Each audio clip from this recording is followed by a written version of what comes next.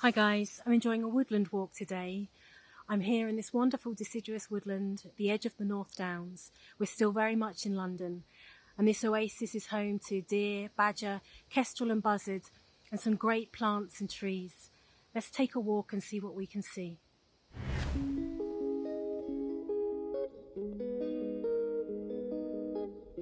This is dog's Mercury. It's an indicator of ancient woodland and can be seen covering vast areas of the woodland floor. Traditionally it's been used to make dyes, a blue indigo colour, but also yellow and red. This is Woundwort, also known as hedge nettle.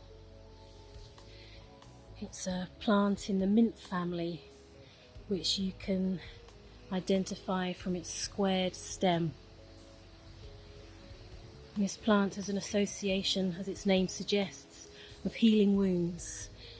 It was used within a poultice to staunch blood.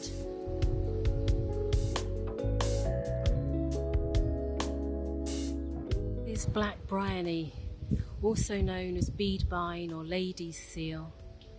It's a climbing plant. It's in the same family as the yam, but all of this plant is poisonous. This is a field rose, also known as a cat rose. It grows in hedgerows, but also at the edges of woodland. It has a large white flower with bright golden stamens in the centre. This is Herb Robert. It's in the geranium family. It has these beautiful pink flowers. Occasionally you'll see them with white flowers too.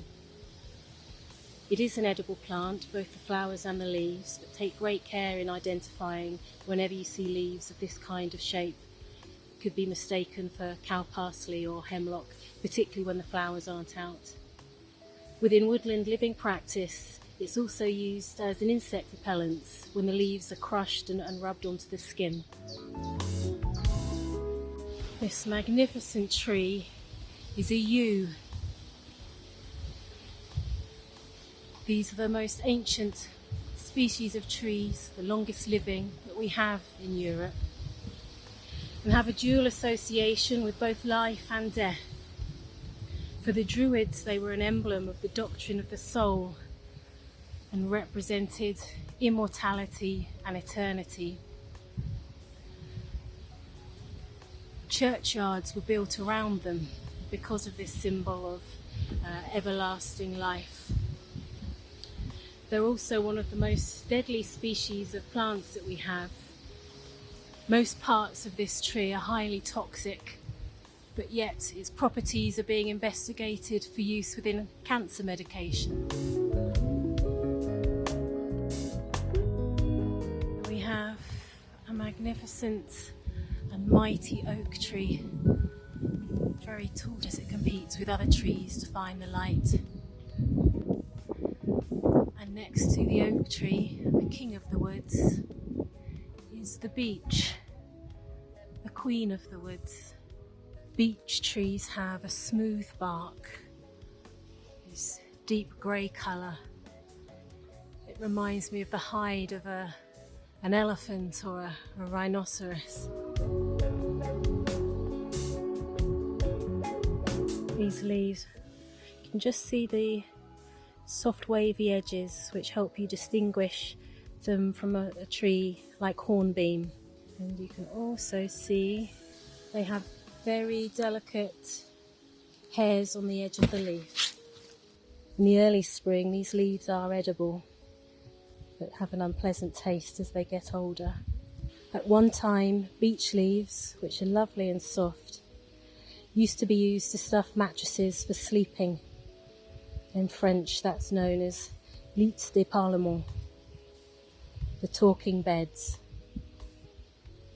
as they'd make a really pleasant sound as you laid on them.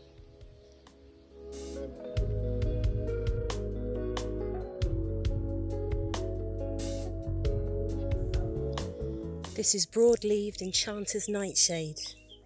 Its very delicate white flowers circling the stem.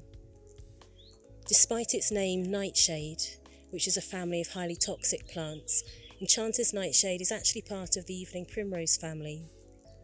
It's mildly toxic, containing a lot of astringent tannins, but it's been used medicinally as a tea to treat fevers.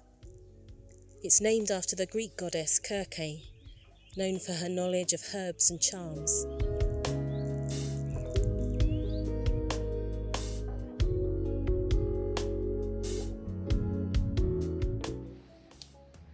This amazing climbing plant is a wild clematis, also known as old man's beard because of its white hairy flowers. It creates this incredible structural forms. It's a very useful plant in the woods. It has a very fibrous outer bark, which is useful as tinder on the fire.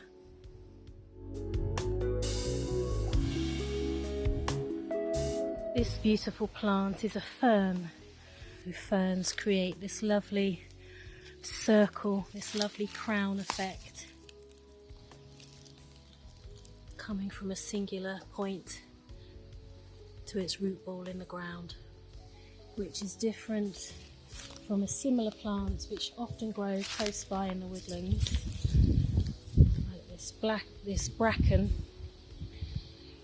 which have long stems but with multiple branches coming off, and both have these fronds, many fronds coming off in a pinnate way to form a singular leaf.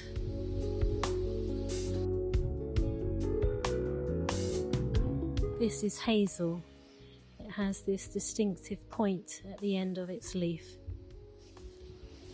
You can also recognise them by multiple stems coming up from the base. Hazel's a tree that was coppiced, which is a type of farming of trees whereby you cut back these stems regularly, and these long straight poles were used within fencing and other garden and woodland projects.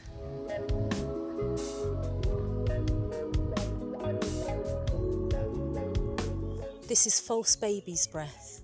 It looks similar to cleavers, but it's a different plant.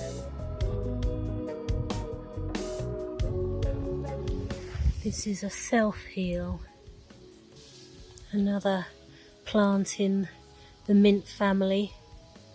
There are several plants in the mint family known as all heal because of their general healing properties.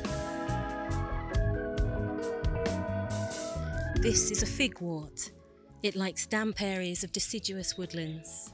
Its common name is throatwort, and traditionally it was used to treat throat conditions. This is a dock. This is a horse chestnut with a distinctive palmate leaf, 5 separate leaves making up one whole.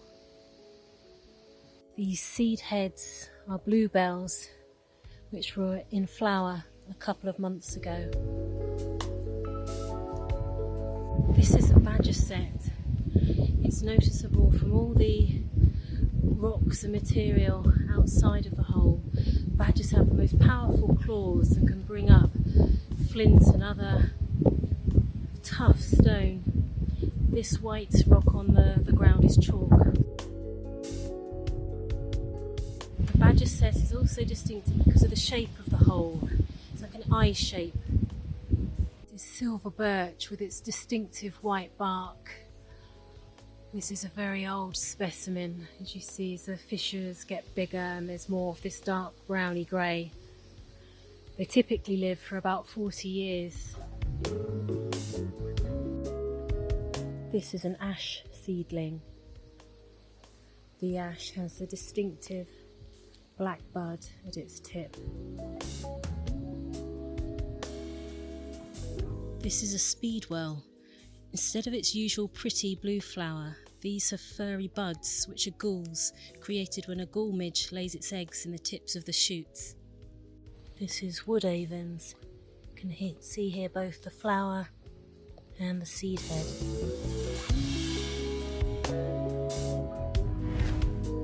Another short walk, but with lots to see.